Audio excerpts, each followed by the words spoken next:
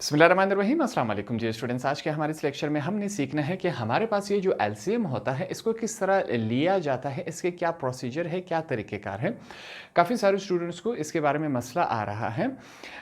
हमारे पास प्रैक्टिस ज़्यादा होती है, हम क्या करते हैं डायरेक्ट एलसीएम ले लेते हैं क्योंकि हमें मालूम होता है कि यहाँ पर हमारे पास एलसीएम क्या आता है।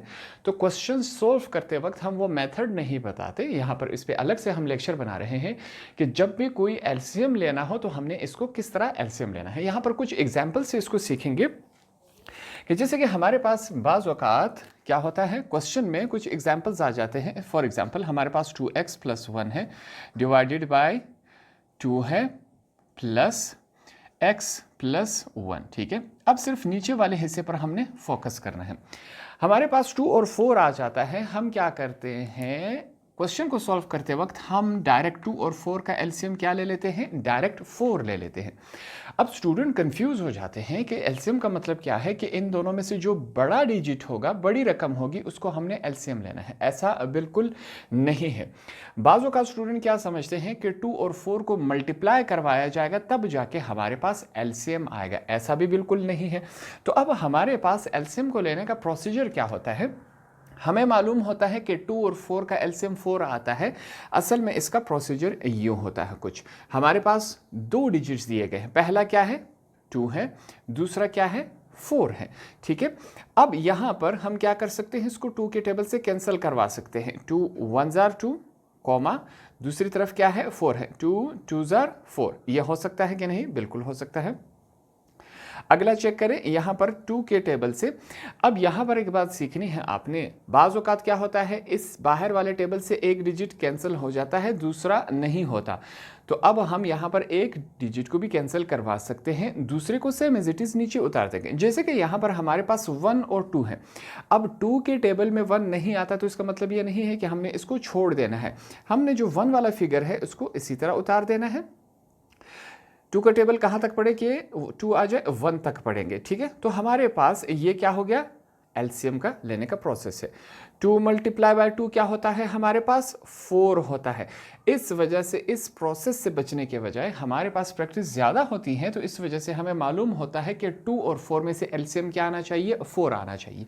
ये पहली कंडीशन हो गई। ठीक है, अब नेक्स्ट हम ले लेते हैं, एक दूसरी एग्जाम्पल ले लेते हैं। दूसरी एग्जाम्पल में हमने कुछ और बातें सीखनी है। दूसरा एग्जाम्पल मैं यहीं पर ले लेता हूं। फॉर एग्जाम्पल 3x + 9, नीचे क्या है हमारे पास, यहाँ पर 2 है, प्लस यहाँ पर क्या है हमारे पास x + 4 है। यहाँ पर कोई वैल्यू नहीं होती। ठीक है, फिर से हम क्या करते हैं, हमने कहा कि मैथमेटिक्स में जहाँ पर कुछ नहीं होता वह हम समझते हैं 1 है। इसके नीचे कुछ नहीं है, हम क्या समझेंगे, 1 है कि नहीं, बिल्कुल है। तो यहाँ पर हमने 1 लिख लिया।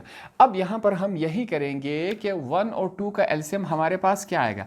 आपने ये नहीं करना, बहुत सारे स्टूडेंट्स क्या करते हैं 2 × 1 कर लेते हैं कि हमारे पास इसका एलसीएम क्या आ रहा है, 2 आ रहा है। 2 × 1, जो कि बिल्कुल गलत है। फिर से हमने सादा और अल्फाज में ये करना है, यहाँ पर 2 पहली रकम लिख लेनी है, यहाँ पर 1 जो दूसरी रकम है, दोनों डिजिट्स यहाँ पर हमने लिख लिया।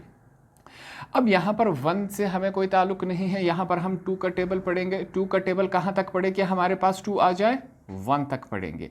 ये वाले digit same as it is हम उतार देंगे, ये हमारे पास आ गया। अगर आपने इस बात से मुतमईन नहीं है कि यहाँ पर 1 क्यों है, तो हम लिखेंगे 1 × 1 1 × 1। 2 × 1 क्या आता है हमारे पास, 2 ही आता है। ये बात क्लियर हो गई। तो आपने क्या करना है, यहाँ पर मल्टीप्लिकेशन डायरेक्ट नहीं करवानी है। इस प्रोसेस से सॉल्व होके जब ये बाहर वाले जिन टेबल से हमने इनको ख़त्म करवाया था, उनकी मदद से आपने उन तमाम, यहाँ पर 2 वैल्यूज़ हैं तो 2 को मल्टीप्लाई करवाएंगे। 10 वैल्यूज़ है बाहर, तो 10 के 10 को आपस में मल्टीप्लाई करवाना है, तब जाके एंड में जो भी हमारे पास आंसर आएगा उसको हमने क्या करना है, एज अ एलसीएम ले लेना है। ये हमारे पास दूसरी कंडीशन हो गई, जैसे कि यहाँ पर 2 एलसीएम आ गया।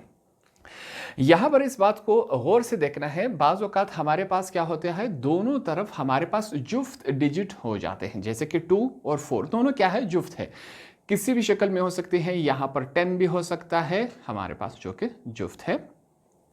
यहाँ पर हमारे पास 20 भी हो सकता है, दोनों जुफ्त हैं। समझाने का मतलब यह है कि अगर दोनों तरफ जुफ्त हो तब भी यही प्रोसेस लगेगा।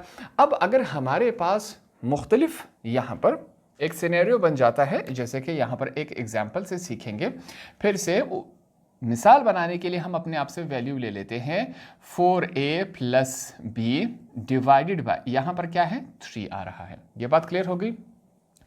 दूसरी तरफ यहाँ पर फिर से हम लिख लेते हैं, यहाँ पर हम लिखेंगे 2b प्लस y। अब नीचे हमारे पास क्या है 9 है। ये बात क्लियर हो गई। अब आपने यहाँ पर क्या करना है, दोनों हमारे पास क्या आ रहे हैं, ताक आ रहे हैं। इसके एक एग्जांपल सॉल्व कर लेते हैं। 3 मल्टीप्लाई बाय 9 हमारे पास क्या होता है 27 होता है। अब यहाँ पर आपने डायरेक्ट इनकी मल्टीप्लिकेशन करवा के एलसीएम नहीं लेना, जो कि गलत होगी। फिर से हम क्या करेंगे, यहाँ पर समझने के लिए एक लाइन लगा लेंगे। हमारे पास वैल्यूज़ क्या है 3 है और 9 है। दोनों 3 के टेबल से हो सकते हैं। 3 1 ज़ा 3, 3 3 ज़ा 9, ठीक है। फिर से 3 के टेबल से ये 1 वही आएगा हमारे पास। 1 नीचे आया, 3 का टेबल कहाँ तक पड़े कि 1 है, 3 1 ज़ार 3, ठीक है। अगर आप मुतमईन नहीं है 1 को भी कैंसिल करवा सकते हैं। 1 1 ज़ार 1, 1 1 ज़ार 1। अब 3 3 ज़ार 9, 9 1 ज़ार 9, हमारे पास 9 इनका एलसीएम बनता है, ठीक है।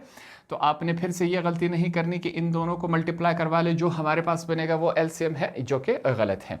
दूसरी ये गलती आपने नहीं करनी कि हमारे पास इन दोनों में से जो बड़ा डिजिट होगा उसको हम एलसीएम ले लेंगे।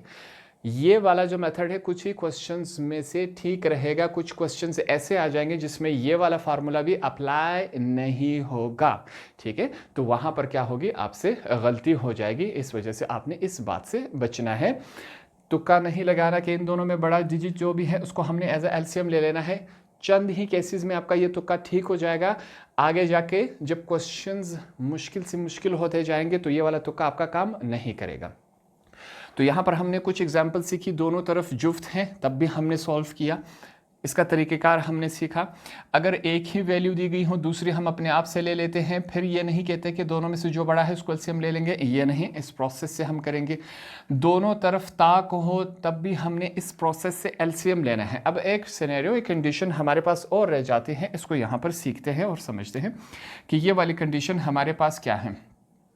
यहाँ पर आसान अल्फाज में इसको सीखेंगे, ठीक है।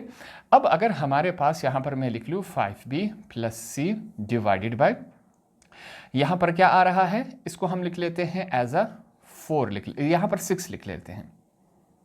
हमने क्या लिखा 6, ठीक है। दूसरी तरफ हम लिख लेते हैं 4c plus B divided by, यहाँ पर हमने 7 लिख लिया। अब यहाँ पर हमारे पास ये जो कंडीशन है कुछ इस फॉर्म में बनी है, एक तरफ जुफ्त है एक तरफ ताक है। अब हमने क्या करना है, क्या इन दोनों को आपस में मल्टीप्लाई करवा के करेंगे, क्या इनमें से जो बड़ा डिजिट होगा उसी को हमने एलसीएम ले लेना है। फिर से स्टूडेंट के पास कन्फ्यूजन आ जाती है। इस कॉन्सेप्ट को एक ही दफ़ा समझ लिए, वही प्रोसेस लगेगा। फिर से हमने क्या करना है, यहाँ पर 6 लिख लिया, यहाँ पर हमने 7 लिख लिया क्या नहीं लिख लिया। यहाँ पर दोनों एक टेबल से कैंसिल नहीं हो रहे। 6 के टेबल से कैंसिल करेंगे तो उसमें 6 आएगा, 7 नहीं आएगा। अगर 3 से भी करें, 3 के टेबल में 6 आएगा, 7 नहीं आएगा। अगर 2 के टेबल से करें तो 2 के टेबल में से 6 आएगा, 7 नहीं आएगा। ये बात क्लियर हो गई। अगर इसको हम 2 के टेबल से करें तब भी वही आंसर आएगा, अगर 6 के टेबल से डायरेक्ट करें तब भी वही आंसर आएगा। छोटे से छोटे टेबल से भी कर सकते हैं, बड़े से बड़े टेबल से भी आप इसको सॉल्व कर सकते हैं, जिससे आंसर सेम आना चाहिए। यहाँ पर हम लिखेंगे 6 मल्टीप्लाई बाय 1 6 होता है। 6 के टेबल में 7 नहीं आता, इसको सेम एज इट इज़ उतार दिया, ठीक है। अब यहाँ पर 7 के टेबल से हम इसको कैंसिल करेंगे, 1 सेम एज इट इज़ आ गया। 7 का टेबल कहाँ तक पड़े कि 7 आ जाए, 7 मल्टीप्लाई बाय 1 7 आता है, ठीक है। 1 से अगर आपको फिर से छेड़खानी हो रही है तो आप क्या करेंगे, इसको 1 मल्टीप्लाई बाय 1 1 मल्टीप्लाई बाय 1, ये ख़त्म हो गया। 6 7 ज़ार हमारे पास क्या होता है 42 होता है। 42 मल्टीप्लाई बाय 1 वही 42 होता है। तो इन दोनों का हमारे पास एलसीएम क्या आया 42 आया। यहाँ पर फिर से कुछ स्टूडेंट्स क्या करने की कोशिश करते हैं, इन दोनों को मल्टीप्लाई करवाएंगे जो कि 42 आएगा। फिर से मैं बताता चलो, कुछ ही कंडीशंस में डायरेक्ट करवाना आपने नहीं है, ये वाला प्रोसेस करेंगे फिर मल्टीप्लाई करवाए, जो आंसर आएगा वो आपने लिखना है। कुछ स्टूडेंट्स क्या करते हैं, इसको यूँ समझ लेते हैं कि आइंदा जब भी हमारे पास ताक और जुफ्त आ जाए इनको हमने डायरेक्ट मल्टीप्लाई करवाना है, जिससे कुछ ही केसेस में इनका ये काम, ये तुक्का ठीक हो सकता है, आगे जाके वो गलत हो जाएगा। जो ओरिजिनल प्रोसेस है, जो इसका तरीक़ेकार है एलसीएम लेने का, वो हमारे पास ये है। हम टाइम को बचाने के लिए क्वेश्चन में हम डायरेक्ट ले लेते हैं, जिसका ओरिजिनल तरीक़ेकार यह है एलसीएम लेने का।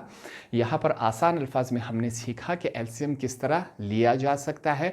एलसीएम 3 अल्फाज है, इनका एब्रीवेशन क्या है? Least common multiple. इंग्लिश में कोई हमसे पूछे तो इसको हम यही जवाब देंगे।